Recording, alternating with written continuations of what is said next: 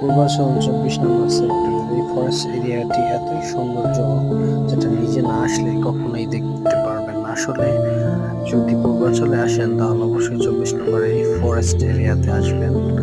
সত্যি অনেক মনোমুগ্ধকর এই পরিবেশটি, সত্যি অমায়িক। পরবর্তীতে আমি আরেকটা ভিডিও করব পূর্বাচলের জাস্ট সব গর্জিয়াস যে সমস্ত প্লেসগুলো আছে ওগুলো নিয়ে, যেখানে মানুষ ঘুরতে আসে সব কটা প্লেস নিয়ে। তাই আমার সাথে থাকেন, সাবস্ক্রাইব করেন। ড্যান্ট নাও স্টার্ট।